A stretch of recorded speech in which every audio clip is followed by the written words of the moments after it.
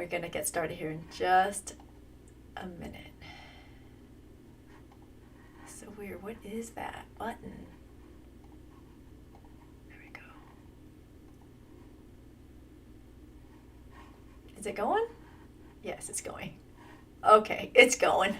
Hit the wrong button today. What is up with that? I hit the recording button instead of the streaming button. How is that going to work? Okay, we're waiting for Andy to catch up before we get started here. Hope you guys all had a great weekend. I know I did.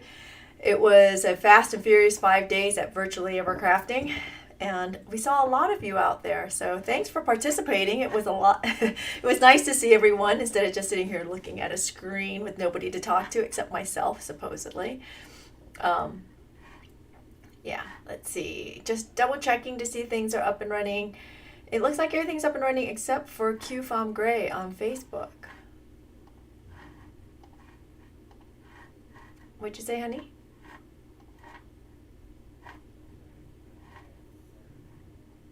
Okay, I'm gonna toggle off the QFOM Gray, and then I would toggle it back on here. Well, again, while we wait for Andy to catch up, I'm gonna see if I can get us on Twitter. Let's see if I can get Twitter up and running really fast today. Maybe. So anyway, it was a good weekend. There was a lot of participants from all over the country, all over the world. It was really cool that we had, of course, someone who jumped in from Australia. She's been here before, but it's always nice to see people from other countries. I know England was there, and some Canadians, and of course our Alaskan friend up there. So that was great. Let's see. There we are. Create broadcast. So I should be broadcasting now on Twitter too. Ooh, look at that. It's up. Yes. Twitter is up and running. So lots of great classes throughout the weekend.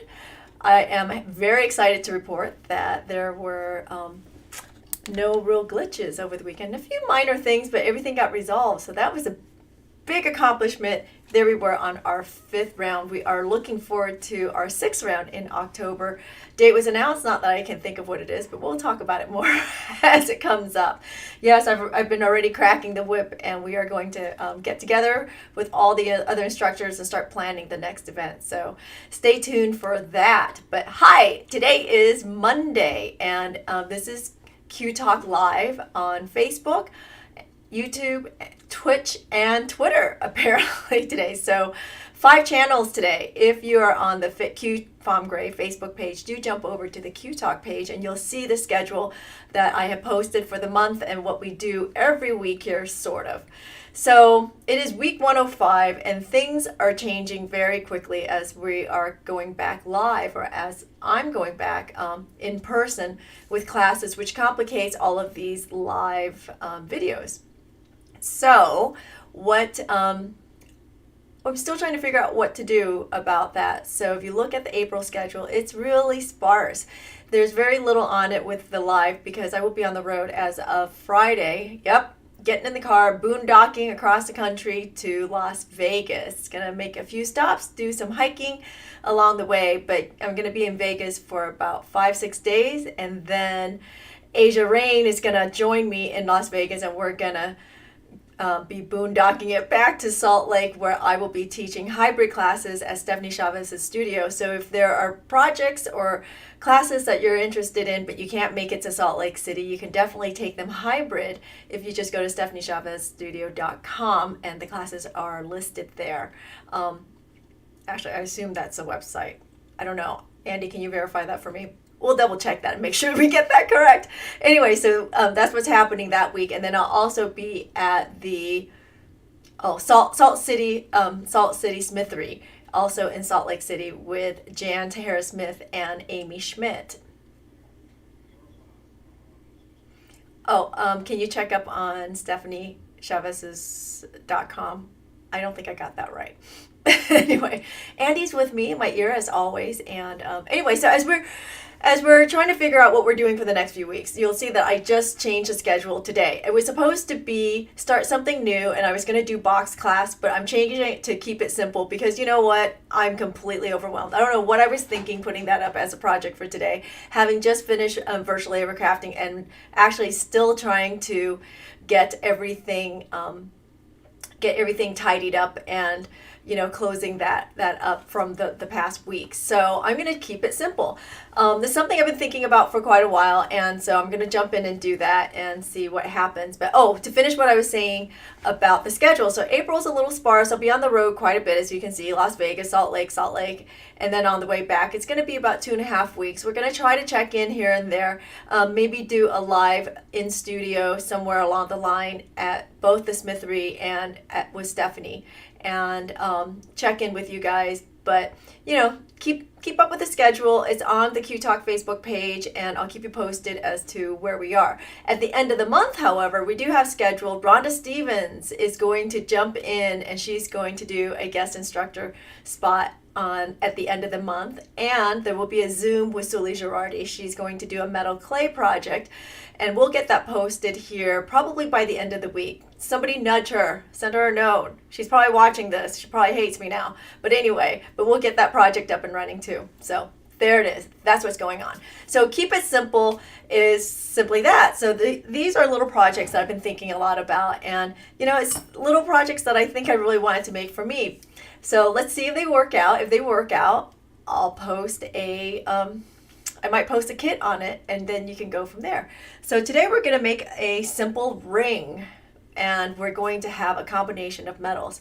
We're going to do a decorative wire, sterling silver wire, and we have gold filled wire. Okay. So Andy just verified that it's stephaniechavez.com, not Stephanie Chavez Studio. So if you want to look for the hybrid classes, it's stephaniechavez.com. Okay. So then we also have some gold-filled wire. I have some sterling silver discs here, and we're going to put pearls onto this ring. I'm making an open shank ring. I think that's what they call it. I just had this idea in my head. I thought it'd be really cute, and as I was thinking about it this morning, I know, this was a very last minute project. I was thinking about it this morning. I was thinking that would be really fun and really nice to put a little band of gold on each side of this. Okay, so I'm sorry. Hold on a second. Andy says that my microphone is really not doing well today, so I need to fix that. Okay, is that better? Okay, so since we're making a ring, you're going to need a nice flush cutter. I'm using the Zurons today because I'm cutting something a little bit heavier, but I didn't want to use a really heavy-duty one and I wanted a flush cut. You'll need a ring mandrel. You'll want to have a file of some sort. So we'll just have a student file here, a wedge for a forming block for your ring, and a mandrel. Whether or not I'm going to use the DAPs, I don't know. We'll see. But definitely because we are using gold-filled wire today, we're going to use some gold-filled solder paste.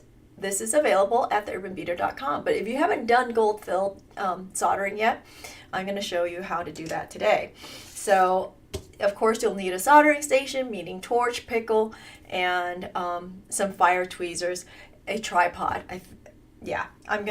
I think I'm going to be soldering on a tripod. We'll see. We'll work through it. So first things first, we're going to do we're going to make the ring. So I'm just going to take a little bit of the gold-filled wire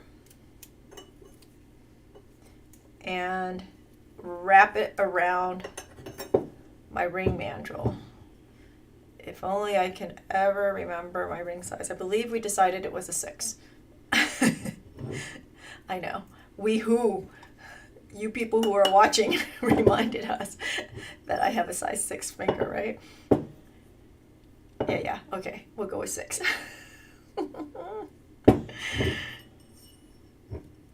6.5. We'll go with 6.5. All right, so we'll just wrap it around the mandrel and make a ring. Just trim it there. Let the wire drop on the floor. By the way, I am wearing the make a wave ring from the VEC short this past weekend. And you know, it's funny, I put these on this morning and I was going to put it on stacked like that, and then I went, I wonder what it would look like if I turned it this way. So we had talked during the class about doing double, but I think that's pretty cool. Anyway, I digress. By the way, if you missed Virtually Ever Crafting, okay, I'm all over the place with this mic today. If you missed Virtually Ever Crafting last week, you still can order the Zoom only and get the recording links, okay? Recording links are good till April 24th. So the gold fill wire, what gauge is it? It is 16 gauge gold fill wire. By the way, if you have questions, do shout them out. I don't see your chats here, but Andy is relaying your questions to me.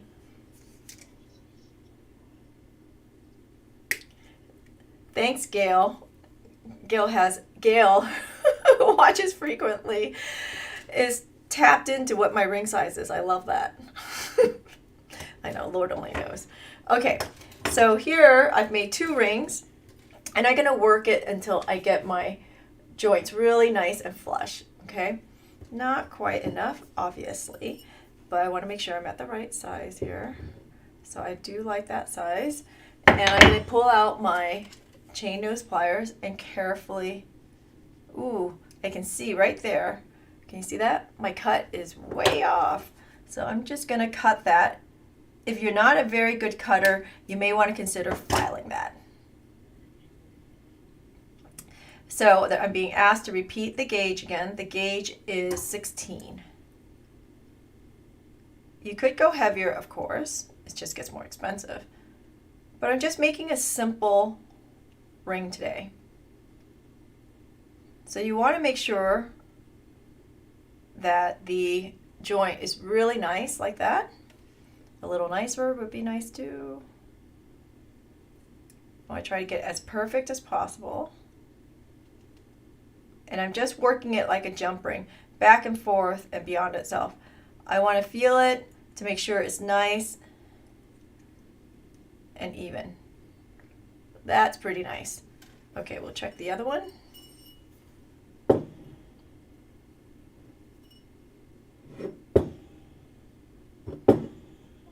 Yep, that's gonna work.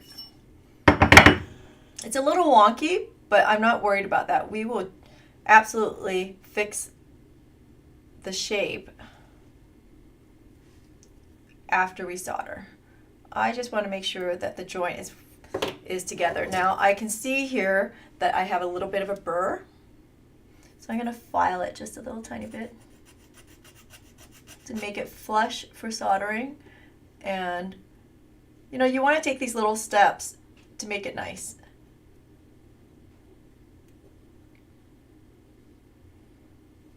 Because there's less cleanup later, and doing it right up front is really the better way to go. You know, I know a lot of people say, oh, you can just clean it all up later. But you know, if you've ever had to clean up your own mess, it's not fun. It's better just to do it right and keep it neat from the beginning. Okay, pretty happy with that. All right, so I'm going to set that aside. And then I'm going to make another ring with my twisted wire. So I'm going to start really small. I'm going to start at a 4 and bring it around, because I know that there's so much spring in wire that this is just going to spring back to the size that I want it to be. And I'm going to turn it just past itself so you can see. And I'm going to look down and make sure that it's hugging my mandrel very nicely.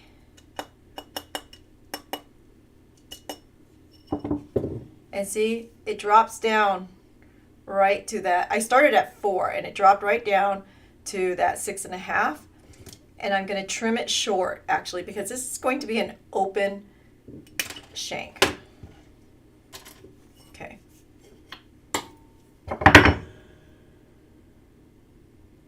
So this is a really forgiving project, this ring with the open shank, because, you know, when you wear it, it's meant to be worn open, right? And so if you made it too large, you can still squeeze it together, just saying. Okay, so here I'm going to be, let's see, let me think about this. I think what I want to do is we're going to solder it together, because this decorative wire, I'll show you, is actually 3 wires that were twisted together. And you can see they're not exactly together. So I'm going to twist it a little bit more and help it be together. And I'm going to solder them together before I do any cutting. Because what I have found with this is every time I go to cut it, it just sort of frays. So by soldering it, it'll prevent it from fraying, I hope. We'll see. So I'll set this aside. And I'm going to grab some hard solder paste. And I'm just going to place it right on the end of each side.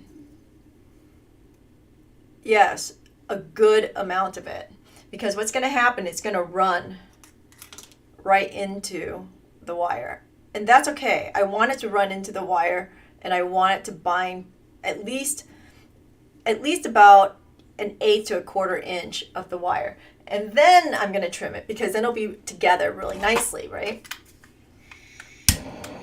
So we're going to heat the whole thing. It wants to drip off. Don't do that. Oh, I lost some. Probably should have done it on a board, huh? That's okay. I think I got enough on there to do what I wanted it to do. Yeah, there's all my solder. Actually, I'm going to put some more on here. Yeah, I took it off the table. Heat that up. See if I can get that to flow again. But it sucked right into the wire. And this is, you know, I'm using this to my advantage. Typically, when we're doing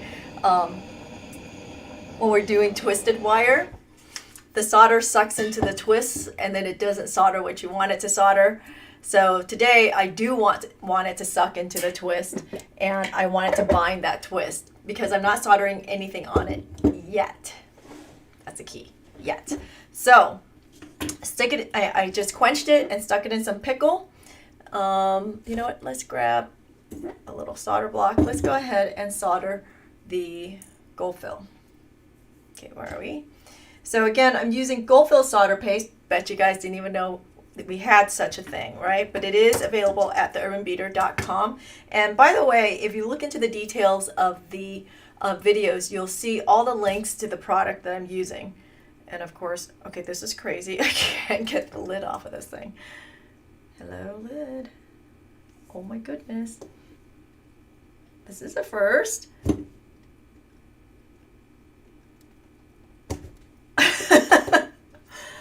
Oh, the things that we do. Let's see. Oh my goodness. Okay. There we go. It just needed a little bit of help. Okay. Got it off of there. This stuff is not cheap, so I'm a bit conservative about using it, but we're just going to put some right on that joint, and then I'm going to put some on the other one too. Just a teeny weeny little amount of solder should do. I don't know if you can see that. I don't know why I have all this stuff on here. Okay, let's go in really tight so you can see what I'm doing. There we go. Okay, you see that? Tiny little bit.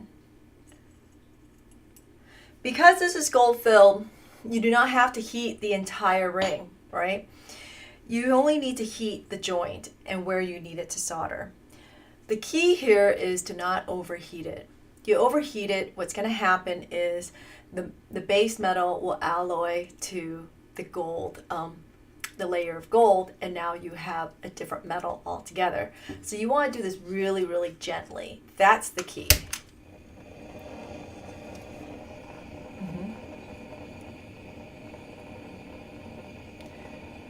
So there's a question there, is what's the difference between gold-filled solder and karat gold solder? One, it's in the hardness, okay, is that this is a lot softer and it should happen a lot faster, just like that, than karat gold. And the other is that it doesn't have the gold content, the percentage of gold content as karat gold solder. So it's going to be a lot less expensive than karat gold solder. There you are.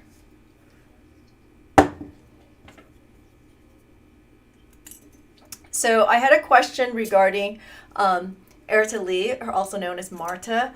I had mentioned over the weekend that I will be posting her tutorials on the Urban Beater website to help support the fight in Ukraine, or the humanitarian need in Ukraine. And the question is, when am I going to be posting those tutorials? I'm going to try to get that up this afternoon or this evening. It's been sort of crazy. So, but we'll talk more about it on Wednesday. I'll share it with everyone. Okie dokie. And I'll also put it on my Facebook page. Okay, so there, I'm not really thrilled. It doesn't look like it flowed all the way, so I'm going to reflow that. And I'm going to look here and see, yeah, that, I don't know, doesn't look like a great joint either. We'll see. Let's put this on a mandrel. If it pops open, I know exactly what happened. But we're going to just put it on the mandrel and reshape this.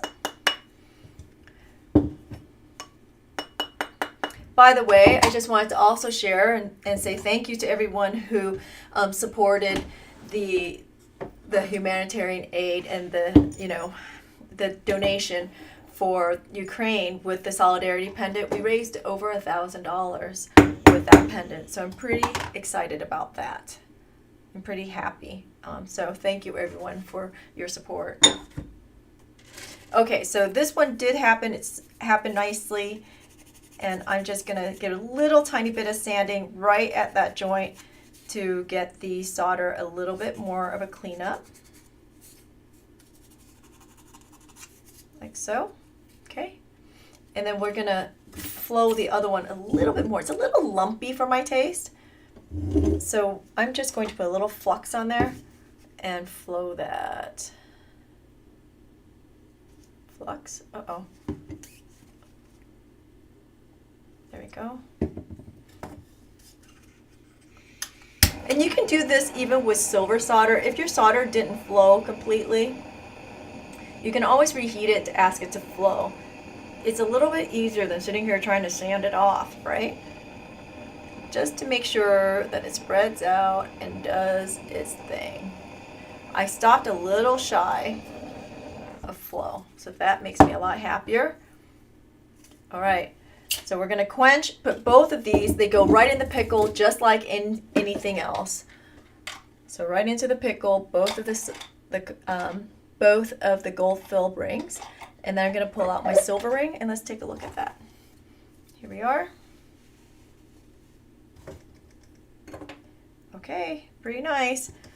So now I'm going to cut this at an angle like that. I'm going to create a really nice flat plane, because I'm going to solder these discs on there. We're going to solder these discs for the pearl to sit onto. Okay. So let's take a look. I don't know how far apart I really want this piece. Let's make sure I'm at the right size. Pretty good. And so what I'm doing now is I'm putting it on here to see how it sits, to make sure that how I cut it allows the disc to sit on the horizon, right? So my cut is off and my disc is dipping down, so it needs to be cut a little bit more horizontally, or it can be filed. Also, I want to see how far apart these discs are, because I'm feeling like they're too close together. Would be nice if I showed you a sample of where we're going, but no, this is more fun this way. Okay. Yeah. I don't know. It's okay. Actually, it's not bad. We'll leave that tiny little gap. So the gap in between, that's sort of up to you how far apart you want that. Okay. And this one. And then we're going to take out our file and file across. You see, to create a really nice plane. Now, this is a little funky because it wants to split apart as I'm filing. It just wants to pull apart. So I'm just going to put it on a wood mandrel because I know that's not going to hurt anything. Especially not my, what's a good way of holding this? Especially not my file to be filing on this wood. And it also saves my hand a little bit. And what I'm trying to do is, again, create that really nice plane. Okay. Let's see what that's about. How's that feeling? I think that feels pretty good.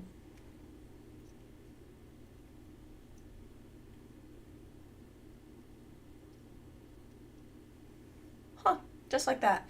Okay, so the next question is, if I'm doing this, and I'm going to put a pearl on here, and these are half-drilled pearls, like so. Do I need to put a peg on there? Well, traditional jewelers would tell you yes. I would say if you're using two-part epoxy, no. But I'm going to show you how to do it anyway, because I can, and I'm that kind of girl. I feel a sharp edge on here, so I'm going to take it off a little bit. Make sure you take off all those sharp edges because, you know, someone's going to wear this and it would be nice unless you don't like the person. That becomes a different story. But then why are you giving jewelry to somebody you don't like? Unless it's your mother-in-law. Just saying. I didn't say that. Not on the internet. Not to a bunch of people I don't know. Did I really say that? Okay. So I'm just taking off some sharp edges right now before I move forward. So you want to go ahead and do that.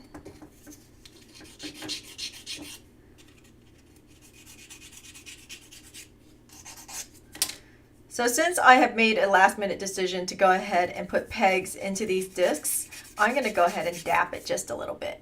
So we'll take out our steel dap here and dap that. Okay.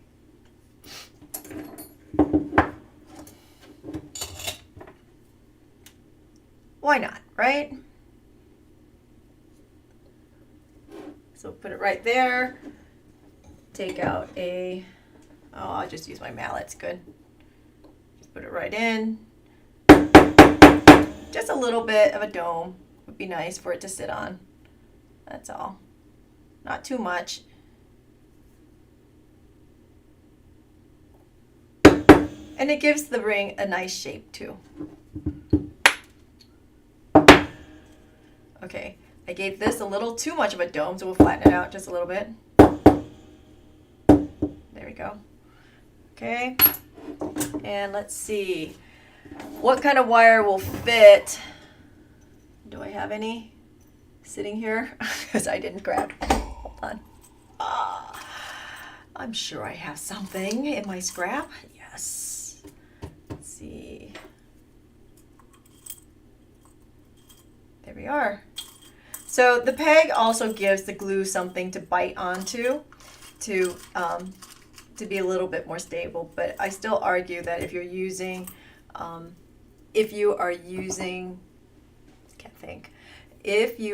two-part epoxy, this should not be anything to be concerned about because two-part epoxy is pretty darn strong. And if you allow it to cure properly, if you mix it properly, it should stay. So I'm grabbing my wire and double checking to make sure that it is the right size to go into my hole. Do I want the thicker one? I think I can go a little bit heavier. I like going as heavy as I possibly can It just seems to make sense to me if we're going to go through this process. Another thing too is by going with a heavier piece, then you're less likely to melt it. Just saying. Okay, let's see. That's going to fit, right? Yeah. So not clear what this is, but I'm guessing it's 20 gauge. We'll cut a little blunt end on both sides. Cut this in half. And we'll solder the peg in the middle of this disc.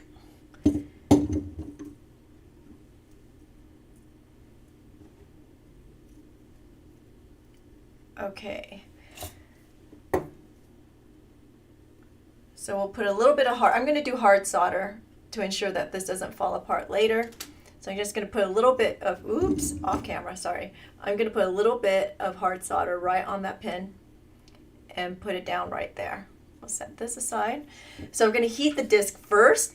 Now remember, this is a tiny little disc. It's like 1/8 of an inch, right? Teeny weeny. So I'm going to heat the disc first before I put my wire down, and then I'm going to put my wire down.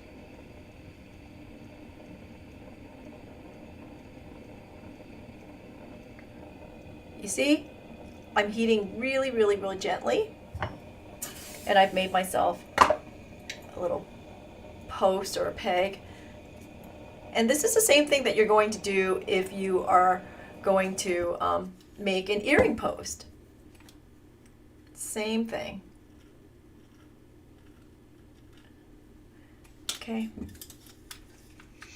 A little more hard solder on the next one. Heat it, put it right down there. Boom. Done. Just like that. So notice I'm just doing it really gently, really quickly. Right into the pickle it goes. Oops. So now the question is, how am I going to solder it with these little pegs on there? That's a thought. So I think I'm going to put it on my magnesia block. I think I'm going to just stick it into the block and then put the ring shank on top of it. Because magnesia blocks are soft, and you can do that with them. You could also do that with a charcoal block. Personally, I don't keep a charcoal block here because I find them to be incredibly messy, and they work really just the same as a magnesia block. And the reason why you want to use a magnesia block in general or a charcoal block is because it has very little heat sink. Okay, so I'm going to go ahead and trim this down a little bit, even though I know it's too long. I know it's too long. I'm trimming it too long, but that's okay. I can trim it afterwards because I don't want to have to shove this entire pin into my magnesia block. I just do it like this. I just want to have, I don't want to have to struggle is my point. So I just put it in there. We're going to solder it right on top. Can you see that? It's going to be soldered like so. Right on top. And I'm going to estimate the other one. Hold on. Let's grab I'm going to grab a pair of pliers here and see if that will help. Nope. Okay, trying to estimate where I need to go on the other side. So you know what? I'm going to put a dimple. I'm going to put a dimple using my ring shank. Did you see that? So I just put my ring shank on the first one, and then I sort of scratched the surface on the other side to know where to put this second disc. Oh, that'll work. Brilliant. Okay. All right, so now we're going to put easy solder. I want to jump right into easy solder because I'm going to solder these together, and I don't need to do it medium. If you want to do it one at a time, then go ahead and use medium solder. Otherwise, do it together, and it'll be done. I know, you're all laughing out there. Of course it is. All right, so this is what it's going to look like. I'm going to show you from the side. So you have your 2 discs, and then I'm going to solder it right on there, like so. Maybe, actually, you know what? I'm going to put it up higher so I can see what's going on.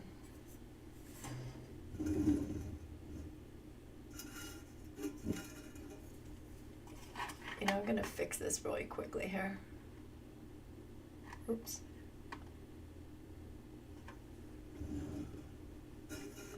Okay. Hold on a second. There we go. So now I can put it where I need it. So I have it up a little bit more, up to my eye level. Here, you can see it's right there. So I'm holding this here so I can see where I'm going. Would be nice if I could rest my hand on something, but we're gonna freehand this.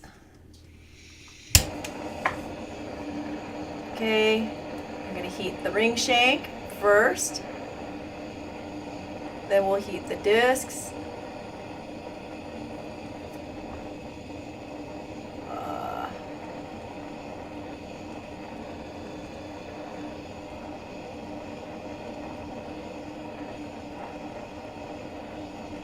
Okay, so I can tell you exactly what just happened. The ring shank got too hot and all of the solder got sucked into the ring shank. So I'm going to put a little bit more solder back on. I'm going to reheat this. This time I'm going to heat the discs a lot more than I do the shank. Okay. Heating to the point where they're almost like that. Okay, there it is. Heat the whole entire ring shank. Now focus right down on there like that. And I shifted.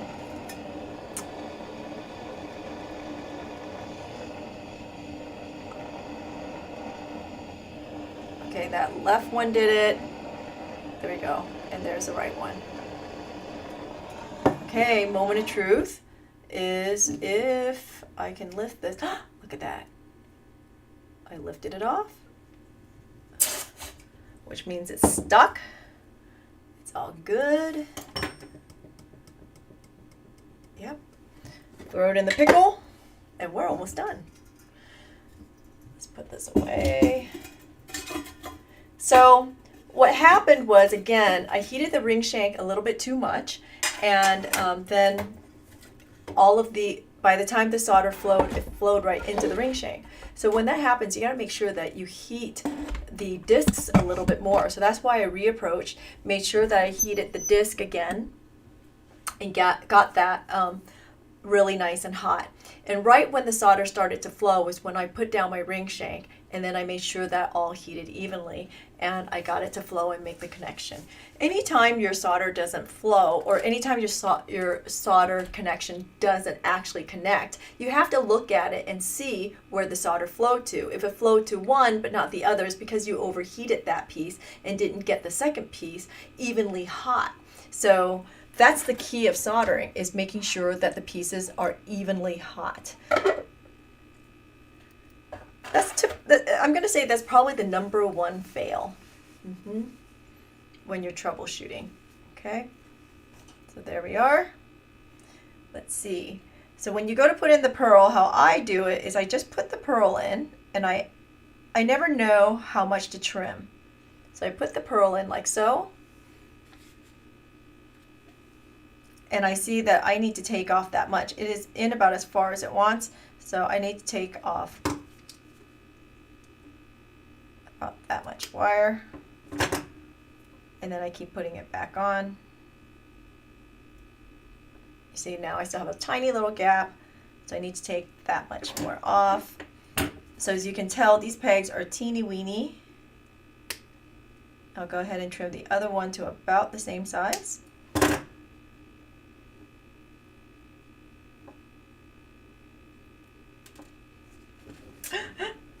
Don't roll away. I hate it when that happens. There we go. And look, it's nice. Sits pretty flush. Pretty happy there. Gonna pull it out.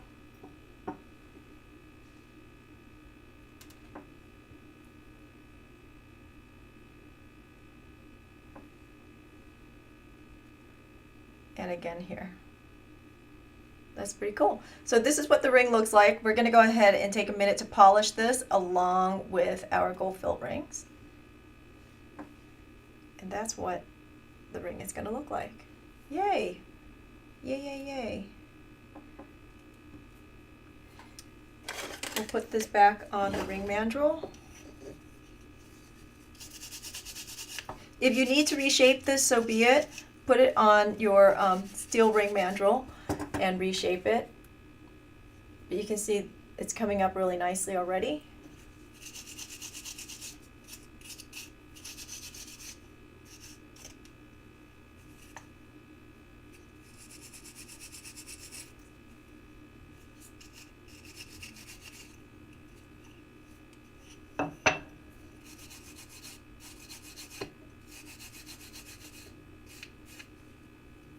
Try not to snag anything.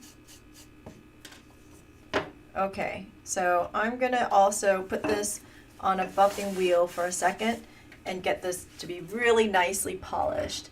Not gonna patina today. I like it white. And I get a feeling this is gonna be a ring for me, so we've got a muslin wheel on us, and then I'm going to pull out a little bit of Euroluster. Finally killing off that Euroluster. It's only taken years. You know, how long does a pound of Euroluster last? Why do they always sell polish in a pound? A pound goes a really long ways.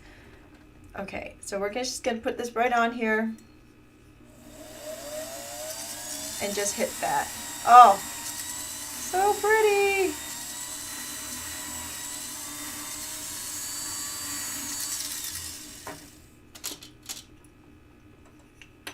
If it's not polishing well, just grab a little bit more polish. Now, typically, if you were doing gold, or a lot of it, I'll say it like that, you might want to separate your buffing wheels so that you designate one for gold, one for copper, and one for silver. Because over enough time, believe it or not, all this polishing will accumulate enough gold dust that you can turn in the buffing wheels for scrap metal. People do that. I know, it's sort of crazy, right? Look how pretty that is. From whence it came. Okay.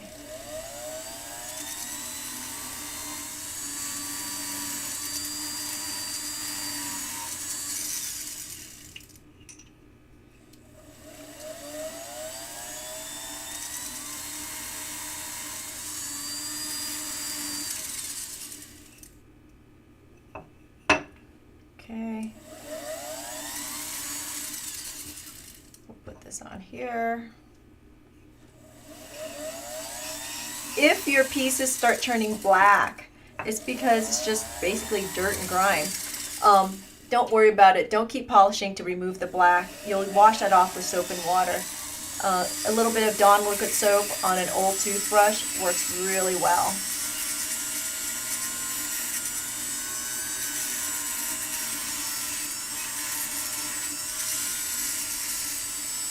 Okay.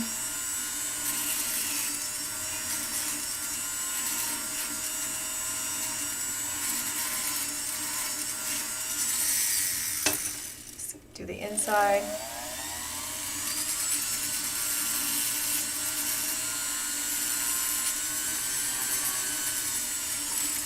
This is what jeweler's hands look like. You know you've been doing some work when your hands start looking like this.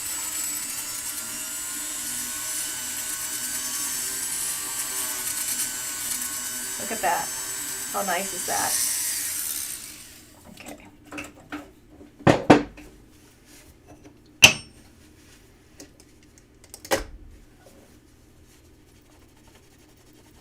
Again, When I'm done here, I'll take this and wash it with under soap and water. I don't have an ultrasonic cleaner, but you can put it in an ultrasonic cleaner if you have one.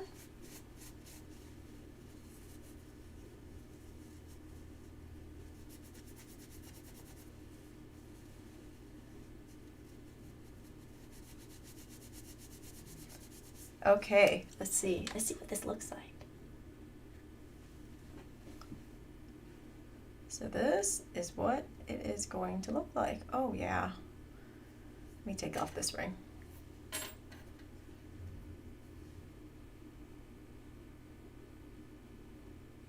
Really? Did I make it too small? I think I made it too small. Okay.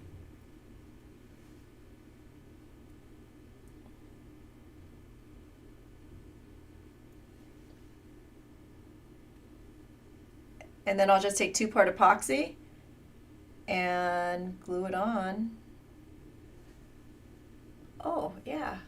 Cute. What you think? Are we good? Okay. You can see what that looks like from underneath. All right, let's go ahead and glue this, assuming I can get it off my finger. I'll take the pearls off before I make them go flying. Whoops.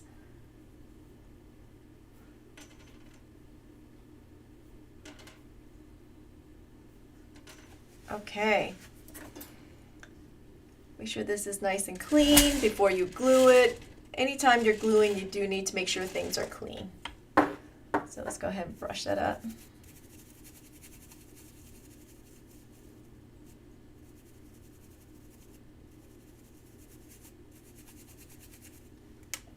Okay.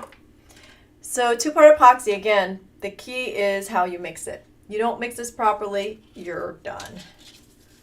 It's not going to work. So, but 2-part epoxy is really one of the most secure ways you can go, because it's like a 1,500, let me see what it says on here, 1,500 pound test weight, something like that. A lot more than you need. Okay, that one's good. There we go. I'm at the tail end of my epoxy here, can you tell? I was just hoping to get just enough to finish today. So I'm pulling this out to sort of eyeball and make sure that my 2 parts are even. So I think I'm just going to take this much, because I don't need very much. I need just a tiny little bit. And I'm just going to mix that because I know that's nice and even there. I'm just using a toothpick. Just like so.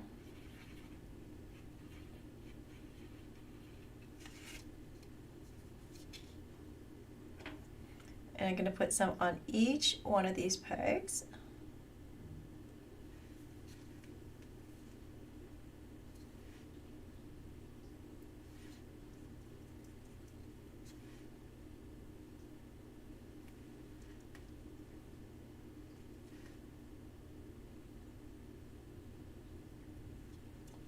Not quite enough. I can tell. There it is. You see that? Just a bit of glue. And then where are the pearls? Here they are.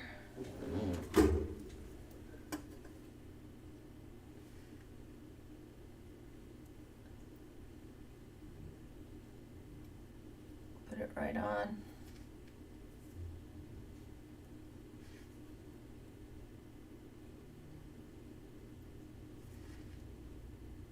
It's a 5-minute epoxy, so you're going to give it at least 5 minutes. But the rule with glue is always give it 24 hours to set. It's always the best idea. But there is my project. Yay. So now you know how to solder gold fill. Any questions? Let me know. We are out here again on Wednesday. I'll be back to do something, a UFO. I think I'm going to do a little finishing on my samples from over last weekend. So maybe we'll continue with the finishing idea, and then we'll go from there, okay? Again, check the schedule out. It's on the Q Talk Facebook page on Facebook. On Facebook, that's a repeat. Anyway, that's it for me today. It was keeping it simple, just to do something fun. I hope you learned a little something about gold-filled soldering and soldering twisted wire, okay? So we'll see you on Wednesday. Thanks for hanging out. Thanks for sharing our videos and your continued support. Really, really appreciate it. Everyone, have a great day.